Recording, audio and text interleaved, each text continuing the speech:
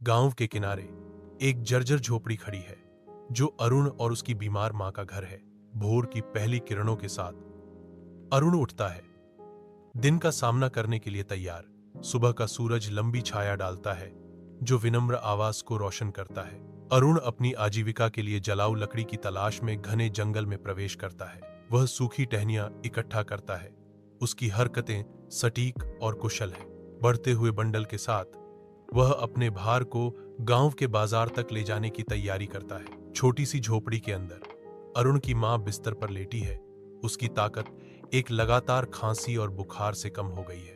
अरुण अपनी मां की देखभाल करता है। उसका चेहरा चिंता से भरा हुआ है क्योंकि वह सांत्वना देता है। अरुण सांत्वना के शब्द देता है। उसकी आवाज नरम है। उसकी पीड़ा को कम करने की उम्मीद करता है। गांव के बाजार के जीवंत अराजकता के बीच अरुण खड़ा है। एक अकेला व्यक्ति जलाऊ लकड़ी बेच रहा है। चावल, दाल या रोटी के मामूली प्रसाद स्वीकार कर रहा है। कठोर और थके हुए हाथों से अरुण अपनी मेहनत के बदले में मुट्ठी भर चावल स्वीकार करता है। अपनी मामूली कमाई इकट्ठा करते हुए अरुण हलचल भरे बाजार से मुंह मोड़ लेता है। उसका सिलहूट दूरी में फीका पड़ जाता है। अरुण रास्ते से नीचे चलता है, लकड़ी ले जा रहा है। एक कांपता हुआ पिल्ला अकेला पड़ा है जिसे अरुण ने खोजा। अरुण धीरे से पिल्ले को अपनी फटी हुई चादर के एक टुकड़े से ढक देता है। अरुण झोपड़ी में प्रवेश करता है, अपनी बाहों में एक छोटा पिल्ला पकड़े हुए। अरुण पिल्ले को देखता है।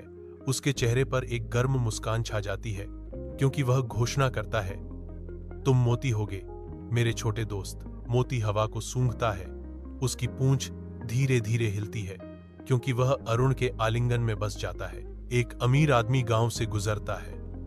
उसकी चमचमाती कार विनम्र परिवेश के बिल्कुल विपरीत है। अरुण के पास आते ही कार घने कीचड़ में फंस जाती है। उसके पहिए बेकार घूमते हैं। अरुण बिना किसी इनाम की उम्मीद के अपनी ताकत लगाता है, कार को मुक्त करता है। एक अमीर आदमी धूल भरी गांव की सड़क पर टहलता है। उसकी नजरें अरुण पर पड़ती हैं, जो नंगे पैर और फटे कपड़ों वाला एक युवा लड़का है। अपनी गरीबी के बावजूद अरुण की उज्जवल मुस्कान शुद्ध आनंद बिखेरती है। लड़के की खुशी से आकर्षित होकर अमीर आदमी रुक जाता है। सवाल करता है, तुम पढ़ाई क्यों नहीं कर रहे हो? नम्र झोपड़ी के अंदर अमीर आदमी गांव के सरपंच से ध्यान से बात करता है। उसके शब्द आशा का वादा बुनते हैं। अरुण की मां के लिए व्यवस्था की जाती है, जो उसकी आवश्यकता के समय में एक जीवन रेखा है। दिन बाद अरुण की मां में सुधार होना शुरू होने पर ठीक होने का एक धुंधला लेकिन निर्विवाद संकेत दिखाई देता है। अरुण स्कूल में कदम रखता है। उसके अंदर आशंका और जिज्ञासा का मिश्रण घूम रहा है। दिन हफ्तों में बदल जाते हैं और अरुण के भीतर एक चिंगारी जलती है क्योंकि वह अपनी पढ़ाई में व्यस्त होने लगता है। उसकी शुरुआती हिचकिचाहट पिघल जाती है, जिसकी जगह बढ़ता उत्साह लेता है। मोती रोज के साथ स्कूल गेट तक जाता है। उनकी उपस्थिति एक दैनिक अनुष्ठान है। अरुण लगातार दयालुता का प्रदर्शन करता है, अपनी पढ़ाई को दूसरों की मदद करने के साथ संतुलित करता है। स्कूल का गेट एक पृष्ठभूमि बन जाता है जहां दोस्ती और समर्थन आपस में जुड़ जाते हैं। अरुण भीड़ भरे बाजार में खड़ा है। लकड़ी प्रदर्शित है। एक नई जागरूकता स्पष्ट है। वह खुद को देखता है। कपड़ों का एक सूक्ष्म समायोजन, आत्म सम्मान का एक शांत क्षण। गांव के बाजार के जीवंत अराजकता के बीच अरुण एक शांत आत्मविश्वास का प्रदर्शन करता है। अरुण अपनी डेस्क पर बैठा है, पढ़ाई में खोया हुआ है, जो सीखने के उपकरणों से घिरा हुआ है। कक्षा महत्वाकांक्षा की शांत गुनगुनाहट से भरी है।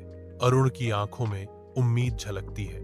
नम्र झोपड़ी के अंदर अरुण, उसकी मां और मोती शुद्ध आनंद के एक पल को साझा करते हैं। आग की रोशनी उनके हंसते हुए चेहरों पर एक गर्म चमक डालती है। चूल्हे की कोमल रोशनी नृत्य करती है, साधारण खुशी के एक दृश्य के साथ दृश्य को चित्रित करती है। आत्मीयता और चूल्हे की गर्मी विनम्र निवास को भर देती है, जो उनकी आनंदित आंखों में प्रतिबिंबित होती है। अरुण युवा उद्देश्य की एक तस्वीर गांव की सड़क पर चलता है। एक बुजुर्ग महिला को संघर्ष करते देख अरुण उसकी मदद के लिए दौड़ता है। उसका चेहरा वास्तविक दयालुता से चमक रहा है। आगे अरुण संकट में बच्चों को देखता है और चंचल फुर्ती के साथ एक पेड़ पर चढ़ जाता है। जल्दी से उनकी पतंग को मुक्त करता है। गांव के किनारे एक हल्की हवा अरुण के चारों ओर ऊंचे घास से फुसफुसाती है।